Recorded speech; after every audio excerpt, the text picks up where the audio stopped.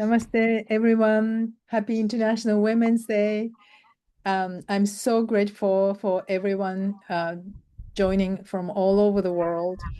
And today, this evening, or this morning, wherever you are, we have Mary Taylor and Daphne Tse from Thailand, Samhit Island, joining us.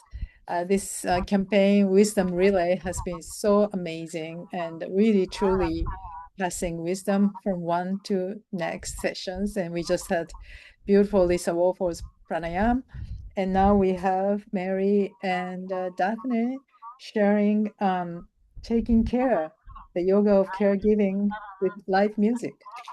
So we are so looking forward to it. Before I pass my mic to Mary and Daphne, I want to just give a quick introduction so most of you know who they are. So Mary Taylor began studying yoga in 1971, and her studies have grown into a deep interest into how yoga asana, meditation, and the interfacing of yoga with Buddhism combine to support us through complex modern times. Her main asana practices in the internal forms of the Ashtanga Vinyasa tradition. She's part of the core faculty of the Being with Dying program at Upaya Zen Center and the senior faculty for the UZIT training program, both of which apply contemplative practices to improved and sustainable wellness with medical settings. Definitely started yoga over 20 years ago. She has merged her spiritual practice with her contemporary folk singer-songwriter style. She studied music at the University of Texas, Austin, the Old Town School of Folk Music in Chicago, Kirtan with Jai Uttal, and sound healing with Jonathan Goldman. She has traveled extensively, sharing her music around the world. And I would like to really acknowledge Mary and Daphne being our advisor and our ambassador and supporting our events and sessions all the time to empower more women and girls in India, and your participation today and all the students here and everyone who will see the recording later. Thank you so much for your support to help more girls and women. Thank you so much. Thank you, Kayoko, and good morning, Daphne. Uh, we are, for those of you who haven't noticed our backgrounds, Daphne and I are in Thailand, so we're in a whole different time zone and world in a sense. But we feel deeply connected to this work that Kayoko has done for years and years and years for women and for the world. And it's just a joy to be able to contribute a little bit.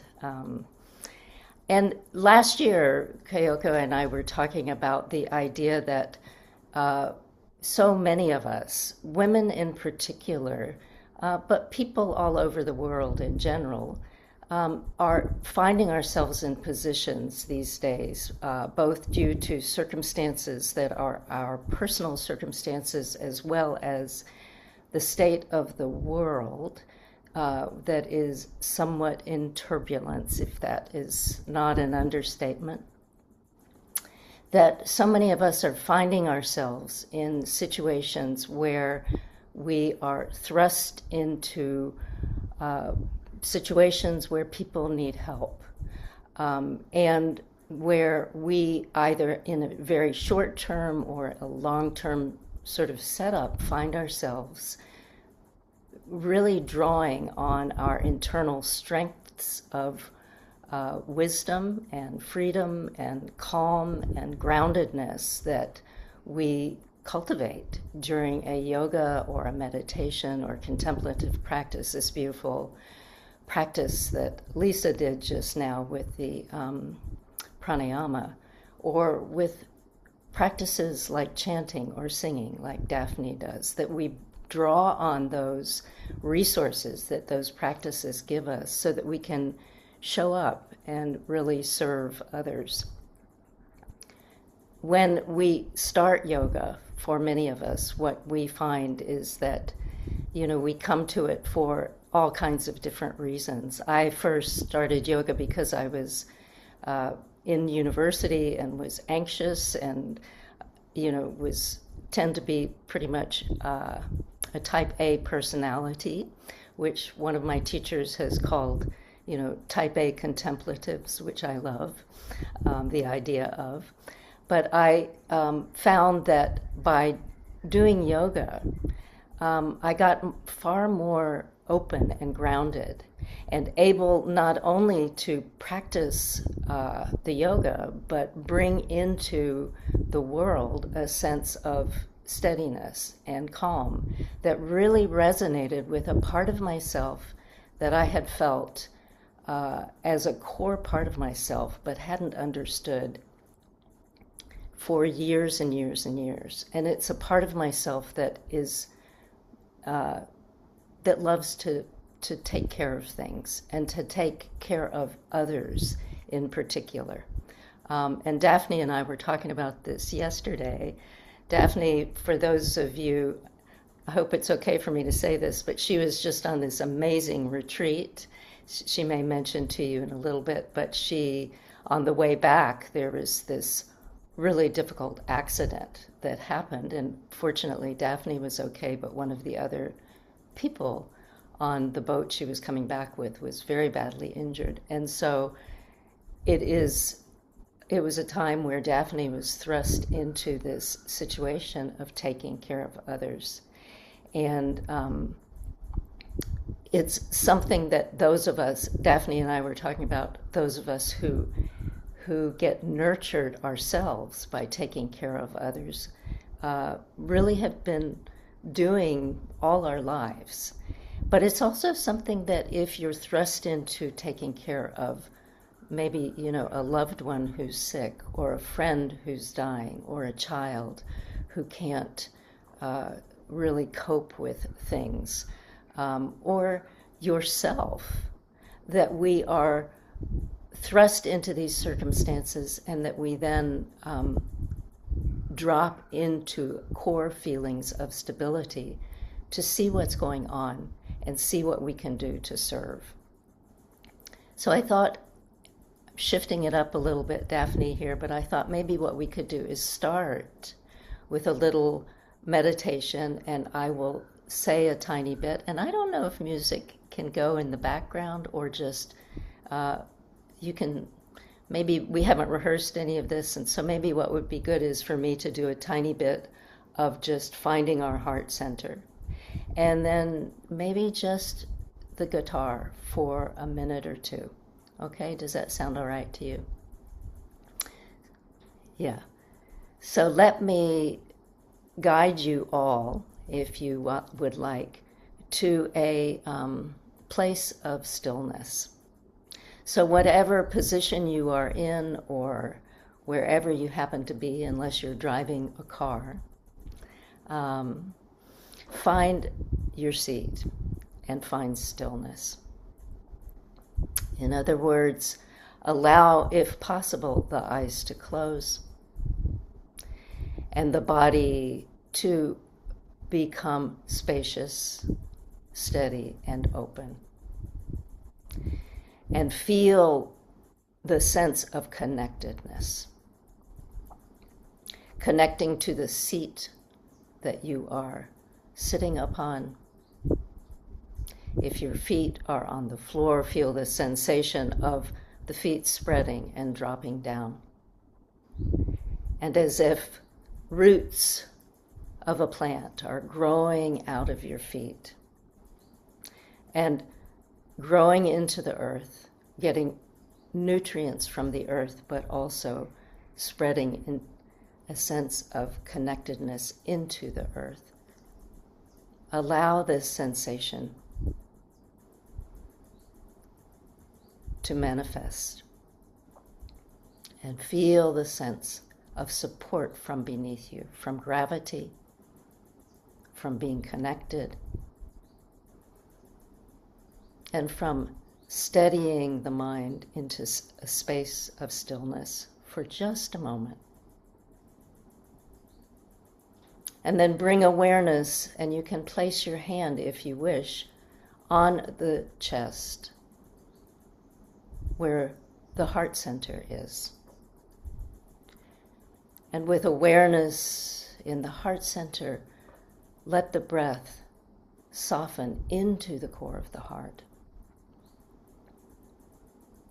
And it's said that this part of the body is this spacious quality within us, where we connect deeply through the roots of the feet, and the spaciousness of the heart connects into the sky, into the spaciousness of others, so that we can be grounded and yet free.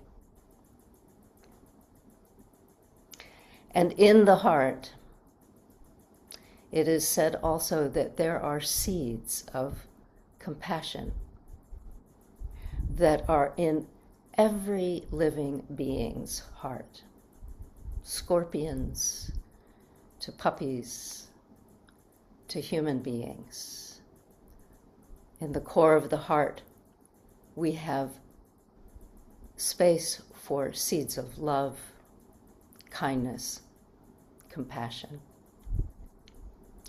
And by simply tuning in to this feeling of openness in the heart, where compassion resides, we water the seeds of compassion so that when we interface with others, compassion can more easily just pop into the environment. We can connect heart to heart. So if it's difficult to feel into this part of the body, if the heart feels closed, if the heart feels resistance, that's perfectly okay. That does not change the fact that those seeds of kindness, of wisdom, of compassion and love, that those seeds are there. It simply means that for that moment in time, those seeds need to be watered. And one of the most simple ways of watering a seed like that is to remember a time someone was nice to you, when someone really saw you and did something kind. And then recall, if you can, what that felt like in your body, in your heart center, in your mind. And let those feelings come to the forefront so that you can recall what it feels like in the presence of kindness, in the presence of compassion. And so let the mind rest in a feeling of the core of the heart, spacious or not so spacious, open or a little bit tentative, filled with great joy or having some troubles.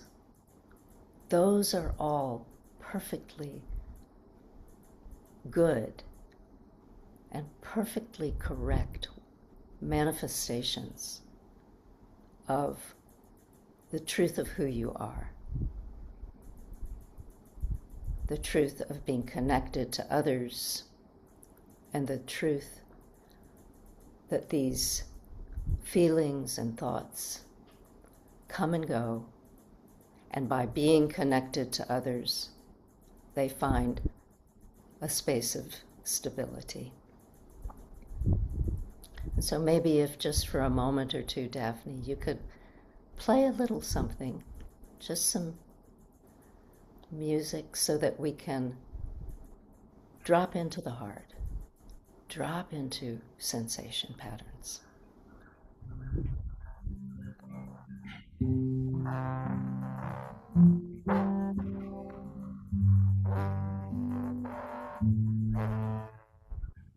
I think, Mary, you need to mute, and then because my setting is different than yours. Is that okay? Sorry. Yeah, sorry about that. Okay.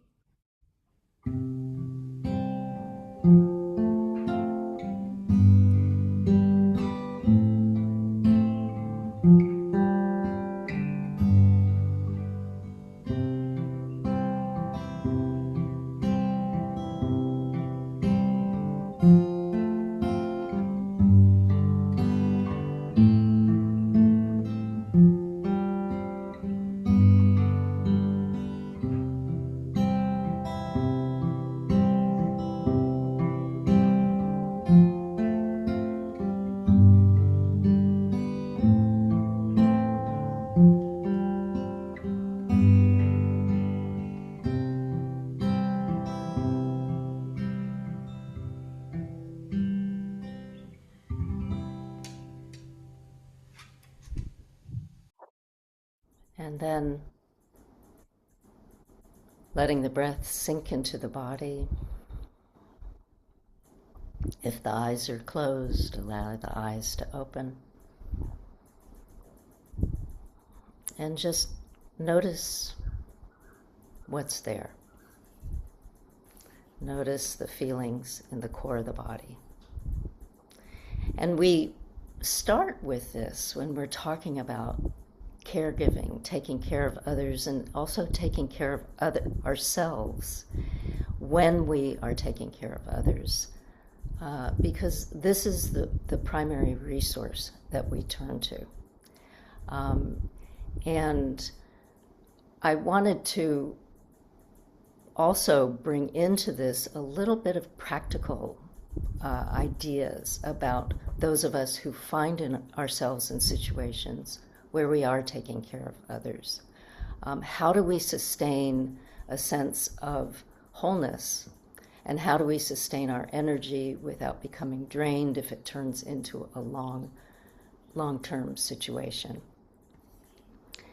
And one quote that I absolutely love that really helps me in determining how I can see others and be there for them is a quote by Rachel Naomi Remen, who is the author of Kitchen Table Wisdom, which was a book that was wildly famous many, many years ago and probably still is.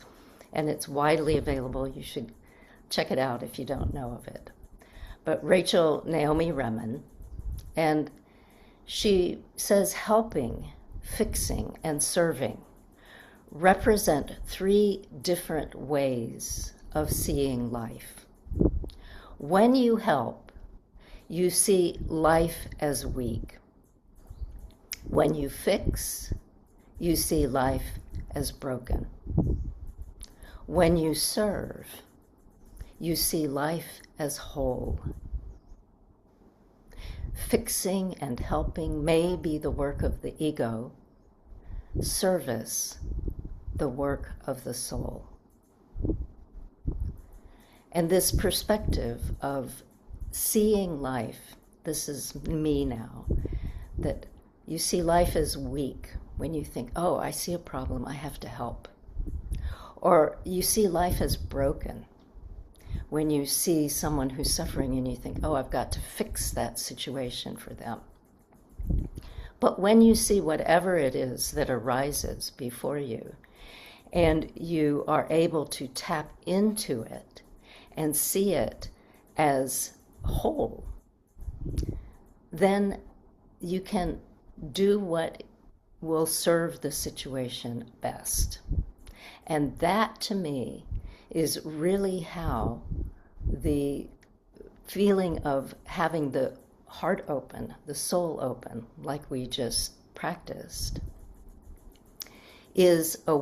becomes integrated into taking care of others and taking care of ourselves without losing the sense of being whole ourselves. So we're seeing things as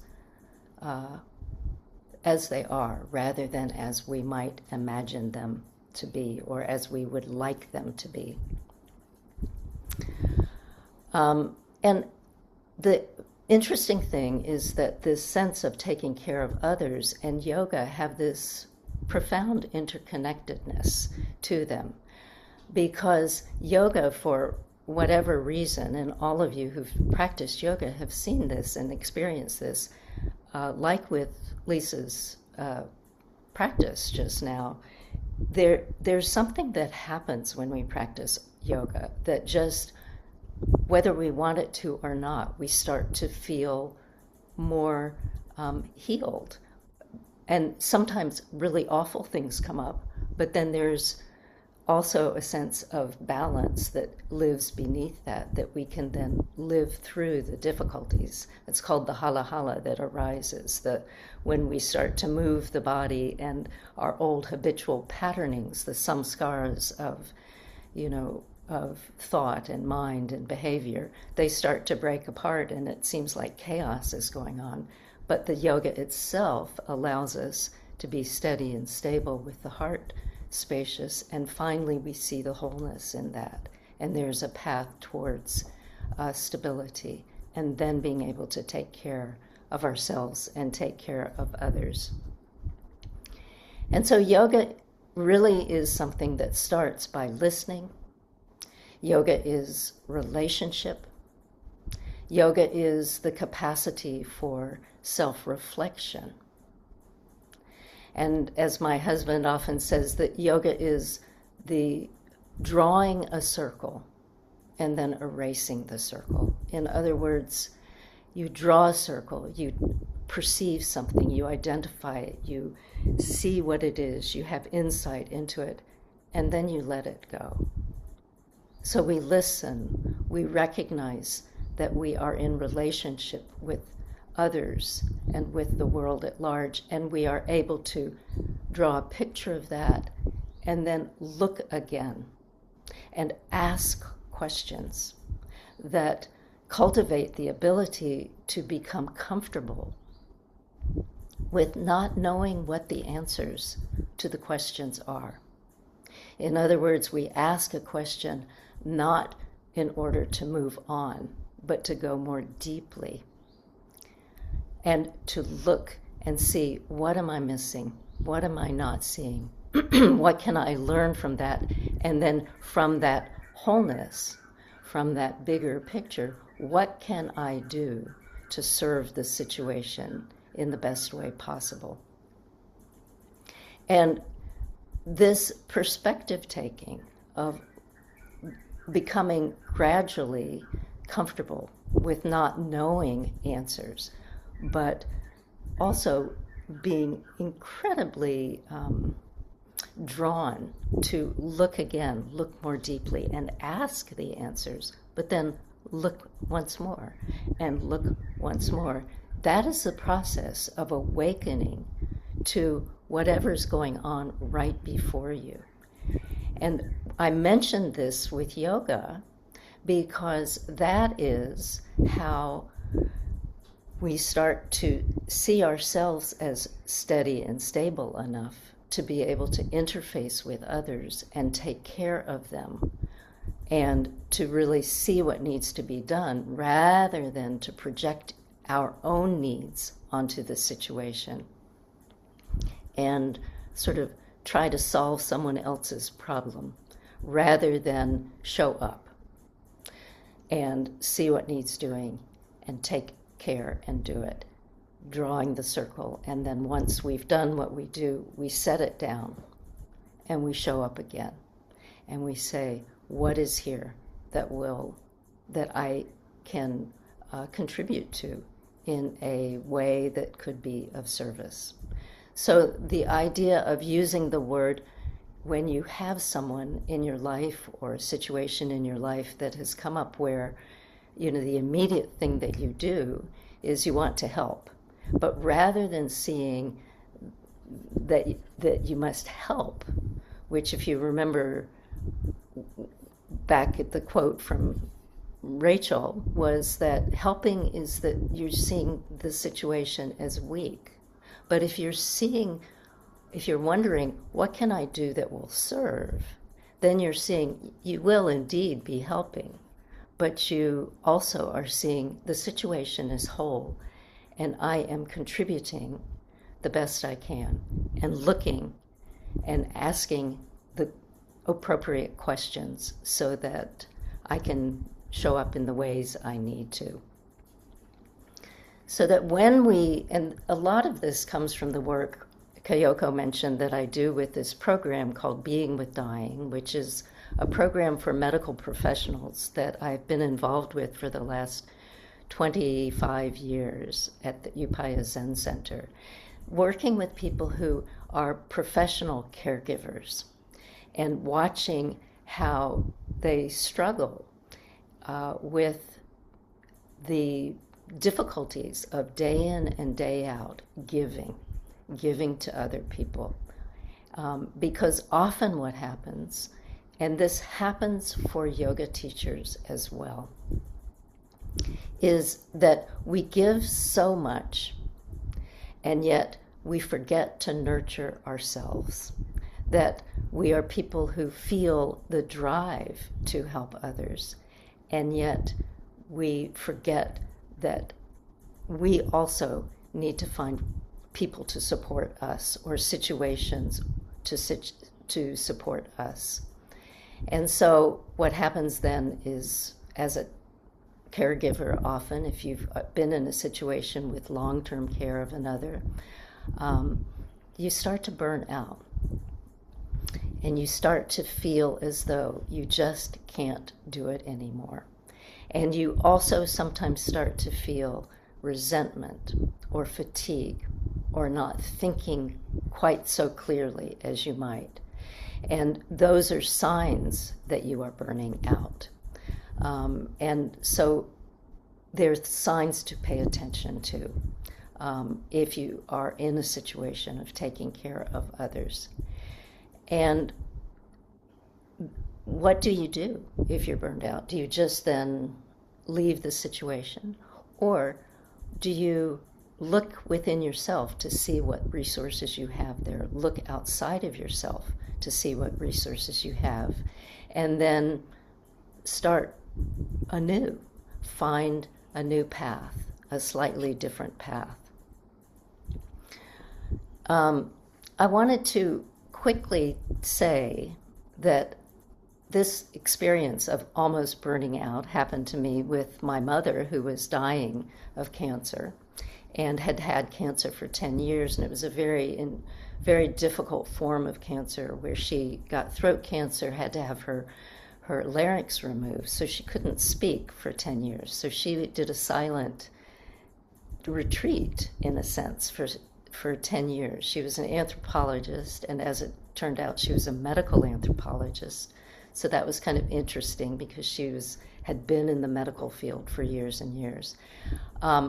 And the operation that they did, the tracheotomy that they did, was too big, and so she couldn't cover the hole. And so the way some people talk when they have had a tracheotomy and the have had their larynx removed, she couldn't talk, so she just chose to stay silent. And so we'd gotten used to it, and she was, had gone through a lot over the 10 years. And then it came time at the very end where she really was dying actively. So the whole family gathered. I was there with my father and my sister in their home. And I had no idea, this was 20 years ago or something, I had no idea what to do or how to do anything. But what I found was that she slept until about, 9:30 or 10 in the morning. And then she'd be up, and then she'd sleep off and on during the day. And so for my own sake of just dealing with the situation, every day I would get up really early, do my sitting practice, do some asana practice, and then I would end just around the time she was getting up. And then I'd just go sit there with her, next to her.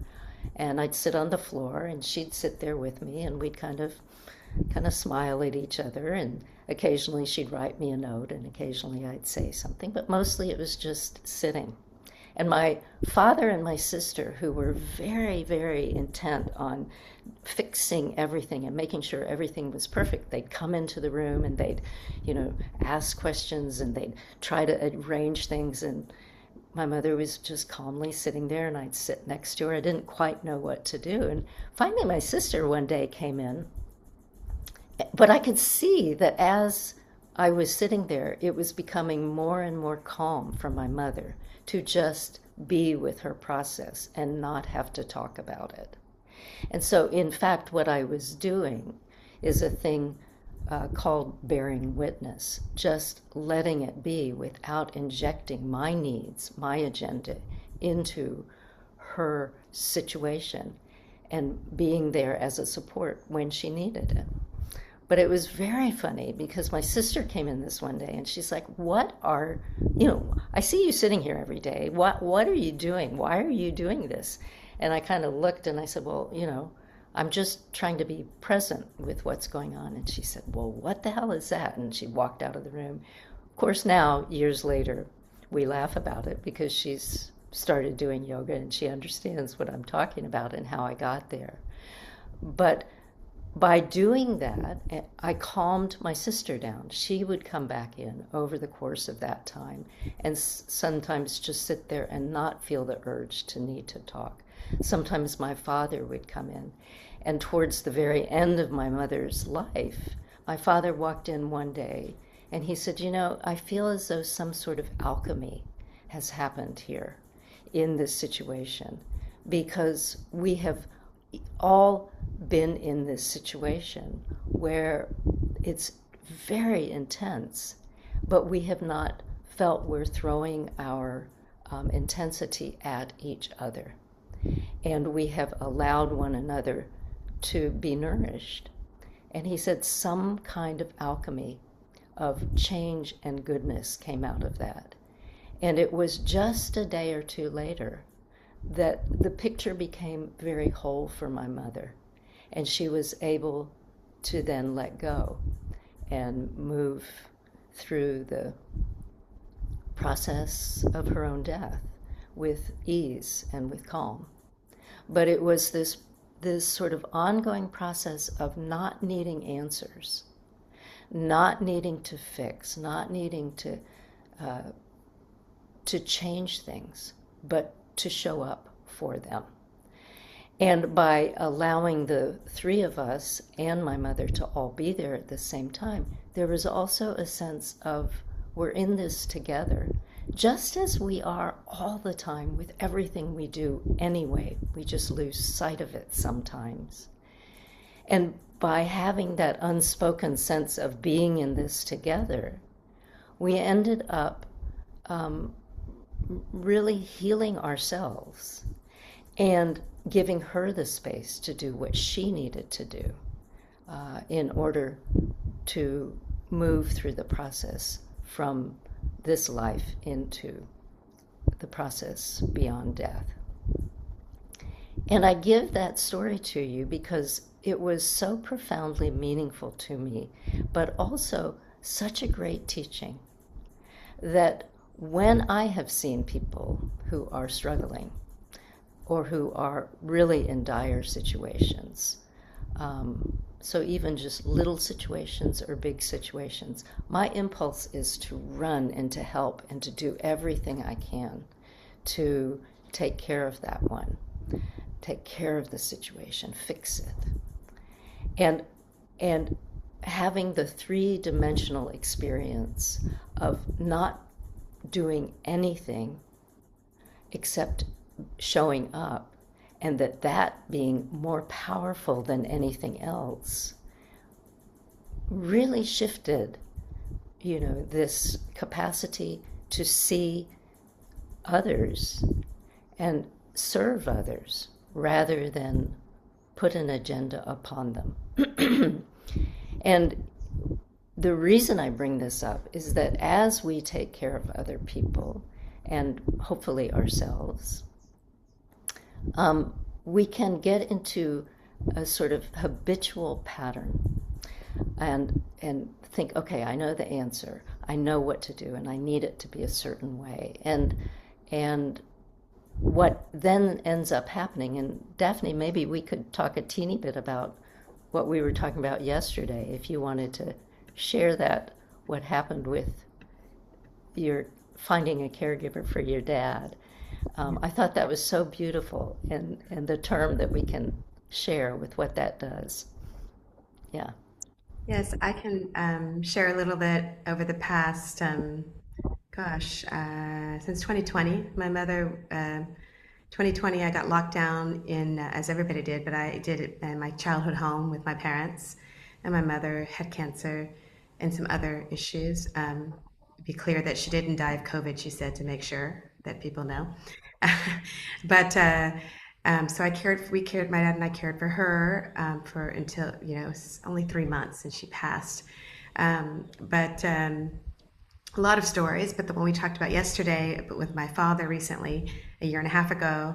Many of you out there probably have met my parents. They spent a lot of time in the yoga world, and yoga works in Los Angeles and Bali Spirit, and so they had a lot of adopted children in the yoga world.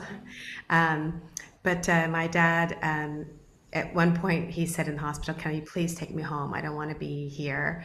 And I understood. We had a lot of. There's 6 children in our family, but 5 of us were really there for him. And sleeping in the rehab, and just being in that space is very hard to feel comfortable. So we decided as a family to bring him home. And but I'm single, no kids, not married, so a little bit fell on my shoulders, or I made it fall on my shoulders, let's say. Um, and so we had to hire some caregivers 24/7, and over the process of what was that? I guess 5 months caring for him, I think I fired 22 caregivers, 5 companies. It became ridiculous at some point, because I was so um, focused on getting the perfect everything, as Mary was saying, and I wasn't actually bearing witness. I was trying to make it what I thought. And I remember at one point I told one of the caregivers who ended up being there for his final breath. I said, I really wish he could be by the ocean because that's what he would have loved. And she goes, "How do you know?" And she said, I said, "Well, he loves music about the ocean." She said, "But have you asked him?" And then he actually was so content to sit by his pool. And towards the end, we just sat by the pool. As it just brought me back, like you said, with your mom. At one point, I settled down, and actually, I had a funny moment with my mom before she died. I was running around doing stuff, trying to help her, and I said, "Can I do anything for you?" And 5 of the kids were already sitting at the table, my siblings. And my mom looked at me and she goes, "You can calm down." And so that's always in my mind. But yes, so I really take that to heart as the bearing witness and just being present. And I think it's very hard wanting to help somebody and make them feel better. But in the end, I just sat with my dad watching Western movies. He and my mom loved Westerns. And so we would just sit there on the couch and watch all these old westerns and some Chinese movies and but nothing. We said nothing. He could talk, but in the end, he wasn't. It does come to the point where there's no words. Yeah. So, and the other thing I found that really did calm him, he loved music. He loved my music, but I found as a caregiver, I couldn't play live. It didn't come out, but he loved Elvis anyway. So I used to play, Elvis on repeat, the gospel songs of Elvis, which was funny because my dad was a small Chinese guy singing to gospel Elvis. But yes, so it's such a great gift to be able to be present and give to the ones you love. And sometimes I can't believe it's happened, I can't believe, I don't want to say it's all over, but I remember my friend Ellen Watson said years ago, she told me, when you lose both parents, it's when you become fully into an adult yourself. And but yeah, I can cry now because I feel like, gosh, we don't realize the precious time we have with the ones we love. And I tell people, if your parents are still alive, no matter what your relations, please see them in person, call them, hug them, because that physical form is dearly missed. Yeah. You know, so. That's beautiful. That's Mm. beautiful.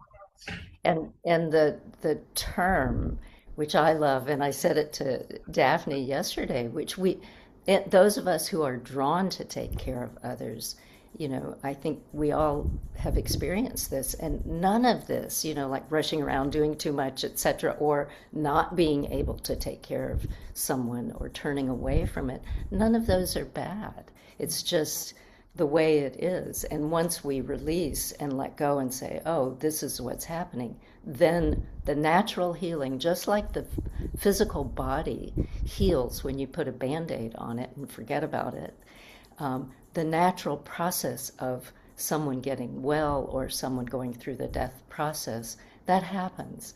But when we overdo the way Daphne was describing, the technical term for that is pathological altruism. So it's an altruistic act to take care of others.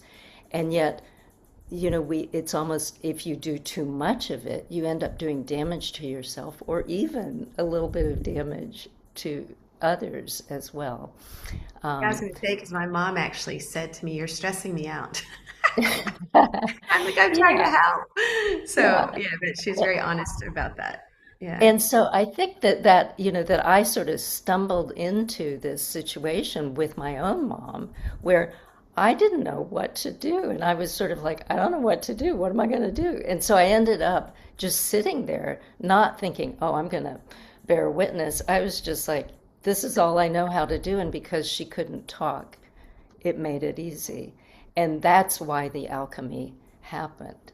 And within, whether it's just an illness situation with someone that we're taking care of, or a bigger situation, or taking care of someone who has had trauma in the world, and there's a lot of that going on these days, the thing that really helps is to really feel that sense of connectedness through the heart center, and to look deeply at them, not like creep them out by looking in their eyes too deeply, but to really nurture yourself so that you feel open and stable and steady, and as living sentient good human beings, which is, my belief is that all sentient beings are very precious and good at heart, that when we tap into that, the natural process of healing, of taking care of whatever it needs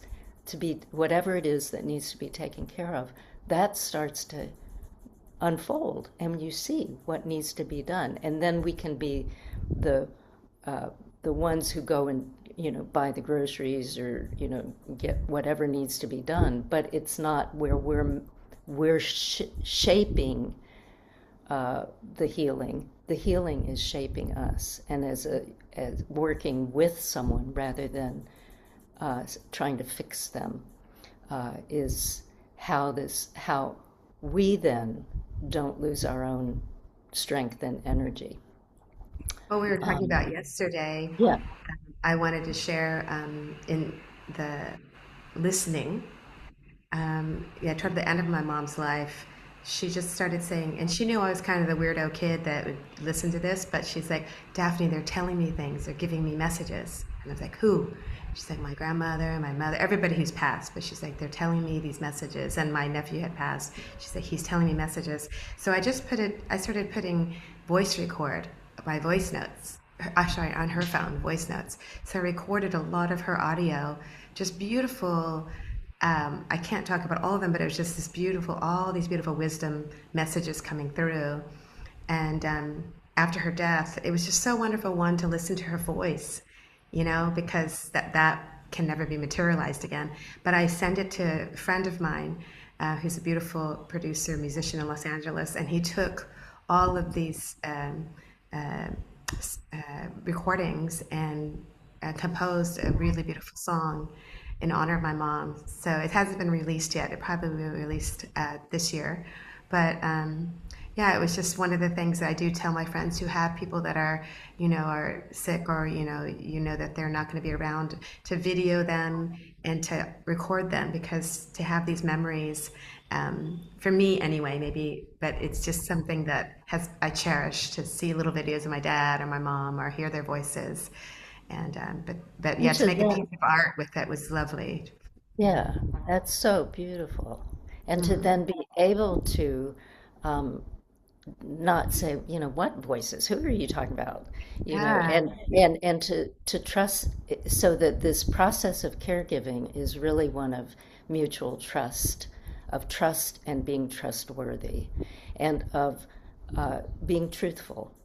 And Yes. so, of if it's too much, being able to say it's too much. If you're being irritating, being able to say you're being a little irritating, dear, etc. And realizing that it is way bigger, you know, the process of healing and taking care of one another is way bigger than any of the ideas that we can bring in, because it's coming from that core part of the heart that we did the practice with at the beginning, where we have seeds of kindness, where we have seeds of compassion that simply need to be watered by bringing awareness to them and remembering what they feel like in the body, which is why this song that you're talking about, does that for you. It can, and it's a beautiful idea to Well, um, yeah, one of the things she said, I remember, and it's in the song, is she said, you know, I'm here with you. She was in the bathtub. I was giving her a bath, but I'm not here with you. I'm with everyone, and we're saying, she said, we're looking down to you, to the earth, and we're saying, please don't cry for us because it's. And I said, why not cry? And she goes, because over here where we are, it's not sad. And I said, how is it there? And she goes, she always had such lovely vocabulary, but she's like, it's so pleasurable, Daphne. It's like just so pleasurable. And so I think of that when I do cry or whatever, I think, okay, yes, I can let that go, but also knowing, that message of, and she kept saying, please enjoy your life. It goes by in the blink of an eye. It's yeah, gone. If you said, but all, she says, your whole life is a blink of an eye.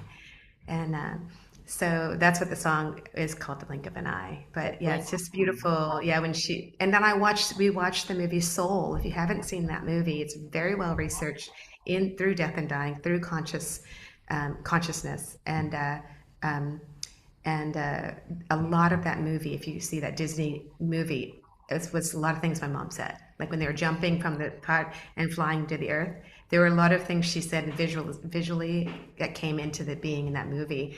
Um, yeah. So anyway, it's all encompassing, of course. But I think my life now is so much more. I do feel I find myself wanting to bear witness more, not just to other people's life, but to my own, Yeah. instead of trying to get somewhere, and do something with my life, or I don't know how to put it, but Well, I think that what you're saying is exactly a note that summarizes this whole sort of very short touch on what is it to caregive, and what is it to do yoga, which is that it it these are two things, the yoga and caregiving, taking care of others, are two things that really do not do well with formulaic approaches to them. They do well within us when we really let them drop into the body and take us and give us a sense of wonder and a sense of being able to look and listen and be there rather than manage things. And that's true. We learn how to do that through meditation, and I think Trudy's going to do a beautiful meditation just after this on loving kindness, and that's the kind of thing that really gets the body in like tuned up to be present, to notice, and then take care of the things that need to be taken care of. And the same is true with caregiving. You go in with an idea, but then you toss it out the window when you realize something else has happened, and without regret. And so that's to me why these two topics, caregiving and yoga, are so intertwined. And the idea of getting burned out by them And I know we're supposed to end relatively soon, but what I love is to end with some music, because the idea of nurturing yourself with activities that you do. One of the things I find amazing is just pouring myself into art, either making art or just looking at beautiful tankas or art or whatever, or reading, or letting the vibratory quality of music sort of settle out the rough edges of body that have arisen when we've been faced with difficult situations like taking care of others. And so we thought that it might be beautiful. I thought it might be beautiful to end the session with a short piece that Daphne will give us to really be there with what's arising. Yeah. And actually, I want to say happy birthday to my nephew. He's 16 now, but I was there for his birth in Los Angeles at Cedars-Sinai, and I felt when I was by my dad's side and mom's side when they left their bodies, and I felt like their eyes looked the same. Like the baby eyes came in, and he looked the same as my parents' eyes. I just it's burned kind of in my brain. But this song, I've sung it both births and funerals and weddings. So it's a song actually. Again, my friend Ellen Watson shared with me, and then said you have to record the song. And it's a Sufi little song called "All I Ask of You." So I'll just sing a short part of it, not the whole thing.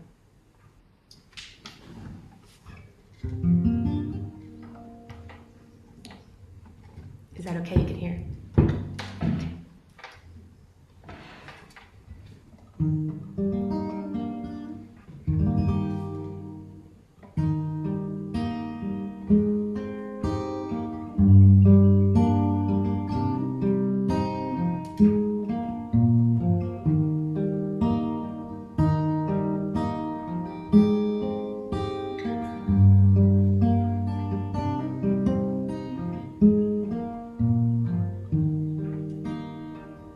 All I ask of you is forever to remember me as loving you. All I ask of you is forever to remember me as loving you. All I ask of you is forever to remember me as loving you. All I ask of you is forever to remember me as loving you.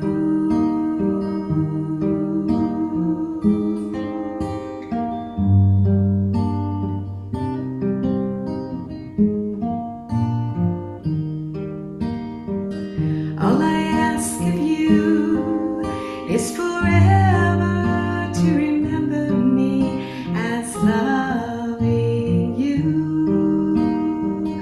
私のことをずっと覚えていてね。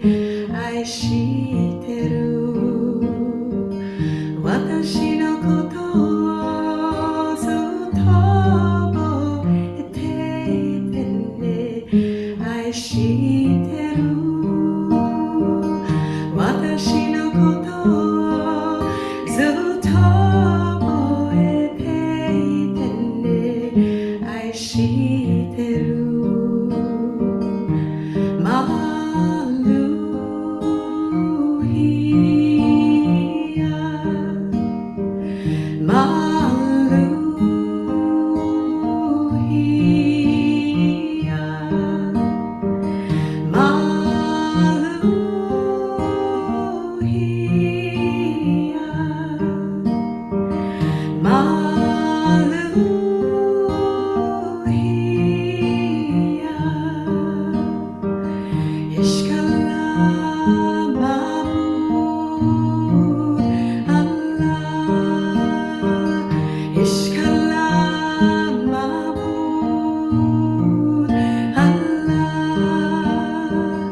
Ishkala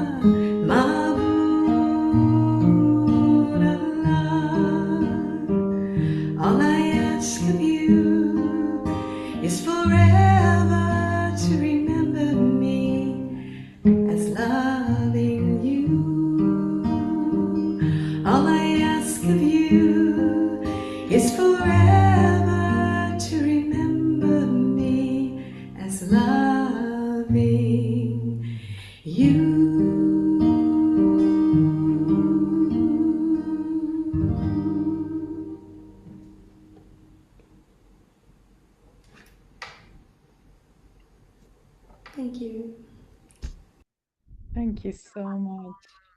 Thank you. Mary, that was a great production. Thank you. Yeah, Thank you, Deb. that was so beautiful. Daphne, thank you so much. Um, Thank you, Mary. Thank you, Kayako. Thank Thank you, everyone. And yeah, Trudy. thank you. Yeah, truly. Thank you so much, everyone, for being here. Yeah, Lisa, you were here. Really appreciate everyone's support, and I really feel like this topic is so universal, right? And maybe we can have a bigger conference. That was, yeah, thank you so much, Mary, for accepting my Oh, no invitation. problem. I love it. So it's wonderful to see everyone again this year, and to I wish we could all have come into everything, but it's early here in Thailand, so we missed a bit, but we can see the Yeah, recordings. yeah, thank you So so much. thank you. Thank you, Daph. We'll see you later. Yeah, Thank you, thank you. Kayako. Thank you, Daphne. Bye. We'll talk. Bye, Thank you so much. Lauren. Please take Come care. visit us in Thailand, everybody.